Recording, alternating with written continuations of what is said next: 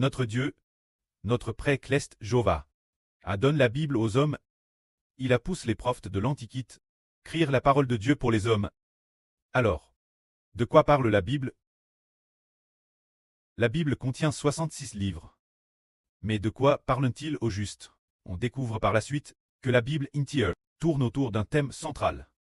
Dieu va donner le royaume au bébé de l'Apocalypse.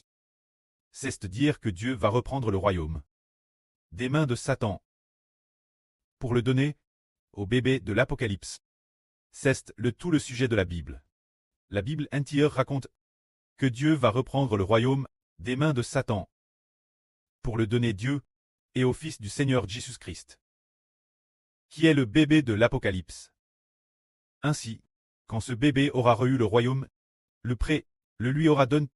Alors, toute la création de l'univers ne connaîtra plus de malédiction, ni de tristesse.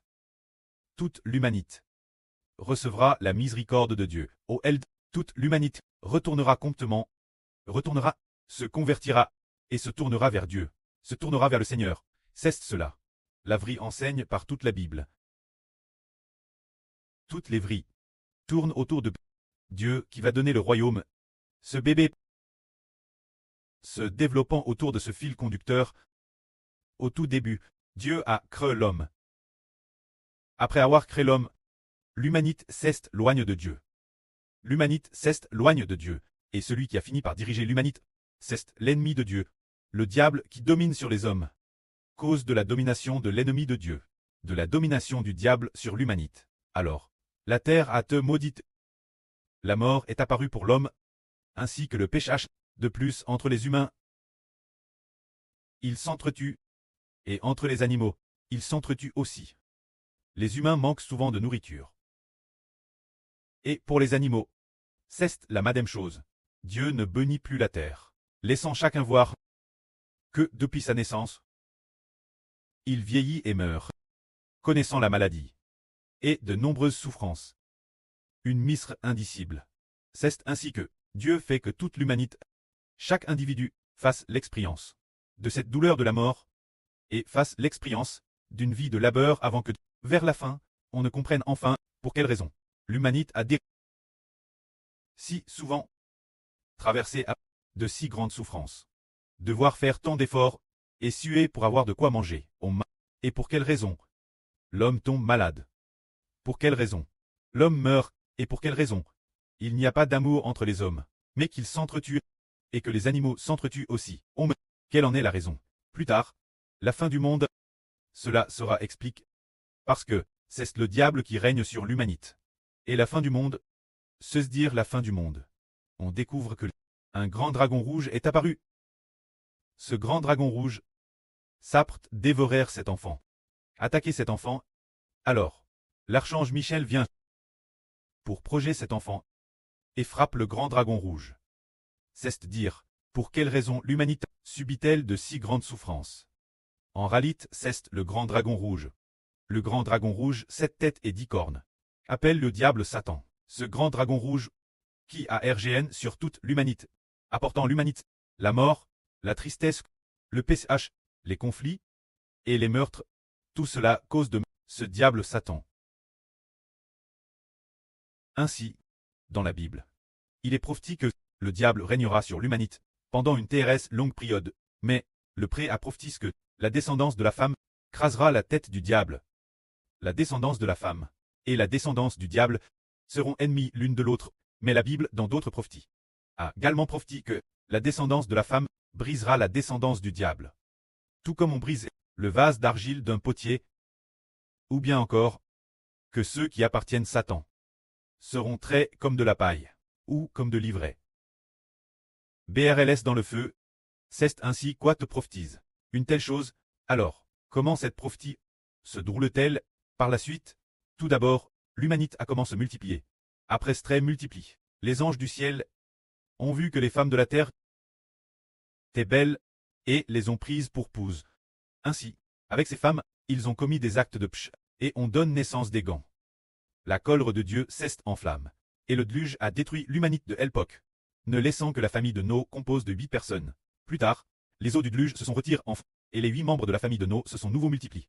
Après ce trait multiplie. Ils sont arrivés, au lieu de la tour de Babel, ils ne voulaient pas se disperser selon la volonté de Dieu. Dieu a confondu leur langage. Puis après environ 100 ans et plus, environ une centaine d'années, un homme, Abraham, fut appelé par Dieu. Cet Abraham, c'est dire Abraham. Et 3 ans après la mort de Noé, Abraham et c'est 3 ans après la mort de Noé, que Abraham et quand Abraham eut 70 ans. Il fut appelé par Dieu. Lors de cet appel, Dieu a promis « Toutes les nations de la terre seront bénies en ta descendance ». Et cette descendance, on découvre plus tard que c'est le Seigneur Jésus-Christ. Le Seigneur Jésus-Christ est le descendant d'Abraham. Alors, on découvre ensuite un autre descendant d'Abraham. Il y avait quelqu'un nommé David. Dieu a aussi dit David, le Rédempteur, que l'avenir quelqu'un s'assirait sur le traîneau de David. Dans les psaumes, il est RVL, Jova a dit, mon Seigneur. Assieds-toi, ma droite, jusqu'à ce que je fasse de tes ennemis ton marchepied. Celui-ci est le Rédempteur. Le temps a passé, après David. Bien des ânes ont passé, probablement environ, PRS de 1 ans.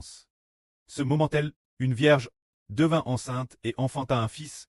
Cette vierge était Marie. Elle fut. L'ange lui dit. L'ange Gabriel lui dit que Marie allait concevoir et enfanter un fils, et ce fils ne serait pas le fils d'un homme, mais le fils de Dieu. Alors, Marie dit, je ne connais point d'homme. Comment cela se fera-t-il? L'ange lui répondit, parce que toi, tu porteras le fils de Dieu, et non le fils d'un homme. C'est pourquoi c'est l'Esprit de Dieu qui te fera concevoir. Ce fils-là sera dans ton sein. Plus tard, on a découvert que la Vierge était enceinte. Quand Marie portait ce fils, elle était encore vierge. Alors qui est ce fils? C'est le Seigneur Jésus-Christ. C'est le Seigneur Jésus-Christ. Celui qui avec Dieu a créé toutes choses, le Fils.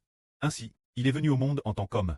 Précisément pour sauver l'humanité, pour donner de l'espoir à l'humanité, pour que l'humanité ne soit plus sous le pouvoir du diable, ne soit plus sous la BPT et 7 têtes et 10 cornes, le règne maléfique de Satan le diable, mais appartiennent, au nom de cet enfant, de Marie, pour que les gens deviennent les enfants de cet enfant, pour que les gens appartiennent, au nom de cet enfant, disant que cet enfant est le Fils de Dieu. Dieu a créé toutes choses avec lui. C'est ce Fils qui a créé toutes choses, seulement. Maintenant il est venu dans le monde en tant qu'homme, prenant une forme humaine. Plus tard, ce Fils a grandi jusqu'à l'âge de 30 ans. Il a grandi Nazareth, se dire notre Seigneur Jésus. Il n'a cesse de rendre témoignage, disant qu'il était le Fils de Dieu, que les hommes devaient se tourner vers lui. Se tourner vers lui, revient, se tourner vers Dieu. Son miracle de changer l'eau en vin. Le miracle des 5 pains et des 2 poissons. Le miracle des 7 pains et de quelques poissons. Et le miracle d'ouvrir les yeux des aveugles. Le miracle de la résurrection des morts. Le miracle de faire parler les muets. Le miracle de faire entendre les sourds.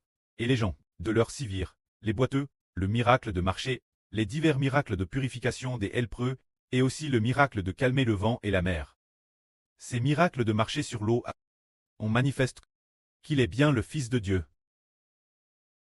La fin, il n'a cesse de dire, le Fils de l'homme sera livré, crucifié. Mais, le 3e jour, il ressuscitera. Il a prophétisé plusieurs fois. Cet événement, les disciples de l'époque ne savaient pas. Seigneur, ce Jésus, ce rabbin, ce que disait ce maître. Cette époque, parmi ses disciples, peut-être qu'un seul croyait. Seulement 3 personnes croyaient que cet homme était le Fils de Dieu. Parce que, une autre fois, Pierre a cru, et a dit, tu es le Christ, le Fils de Dieu. Ensuite, une fois, le Seigneur s'est transfiguré. Après cette transfiguration, cette fois il a emmené Pierre, Jean et Jacques, 3 personnes étaient avec lui. Alors, ces 3 personnes ont vu le Seigneur se transfigurer, brillant d'une lumière éclatante. Alors, ces 3 personnes ont compris que Jésus était vraiment le Fils de Dieu. Mais plus tard, le Seigneur Jésus a bien été crucifié et est ressuscité des morts, après sa résurrection. Cela a été révélé au monde entier. Le Seigneur est apparu. Ceux qui l'aimaient, tous ceux qui l'aimaient, ont compris que Jésus est notre Seigneur, que nous devons nous tourner vers lui. Si on ne se tourne pas vers lui, cela revient, se tourner vers Satan. ne pas se tourner vers lui, c'est se placer sous le pouvoir de Satan. Ainsi, un petit groupe de personnes du monde des ténèbres a pu se tourner vers le Seigneur Jésus de lumière. C'est ce moment tel qu'un petit groupe a commencé à se former. Le Seigneur Christ a été crucifié. Parmi cette multitude d'êtres humains, parmi cette humanité, au premier cycle de notre un petit groupe a commencé à devenir les enfants au nom du Seigneur Jésus, devenir le peuple sous le nom du Seigneur Jésus-Christ et de Dieu, son peuple, le jour de la Pentecôte. Le Seigneur a don le Saint-Esprit. Ce groupe de personnes, ce jour-là, d'abord environ 120 personnes, ont reçu le Saint-Esprit, juste après. Il y a eu 3000 personnes, environ 3000 personnes ont reçu le Saint-Esprit. En fait, quelques jours plus tard, que de nouveau, 5000 personnes ont cru au Seigneur Jésus. C'est ce moment tel que les enfants que le Seigneur a acquis, qui se sont tournés vers le Seigneur, plaquent sous le nom de la lumière, des mains de Satan. Rachet, sauve. Les enfants plaquent sous le nom de la lumière, t'es peut-être environ 10 000. Ensuite, la fin du premier cycle de notre les apôtres du Seigneur, lorsqu'ils sont tous décédés, il y avait peut-être environ 20 personnes qui se sont tournées vers le Seigneur. Finalement, l'évangile a été altéré par le diable, mais cela faisait aussi partie de la volonté de Dieu, bien que l'évangile est altéré et le Seigneur Christ déforme. Mais concernant le ministre de Dieu, concernant le Seigneur Jésus-Christ et sa crucifixion, la rumeur a continué de se propager. Mais il y avait aussi des personnes qui connaissaient Jésus et croyaient en Jésus, plutôt que de croire en une religion. Ainsi, croire en Jésus-Christ et croire au christianisme se sont confondus, et certaines personnes croyaient au christianisme, tandis que d'autres croyaient en Jésus. Il y avait du vrai et du faux. Certaines vies étaient de l'ivraie. D'autres étaient du bel, langue au sein de toute la religion. Et aussi langues dans le monde. Puis la fin. La fin du monde, celui qui est appelé le Fils de Dieu et du Seigneur.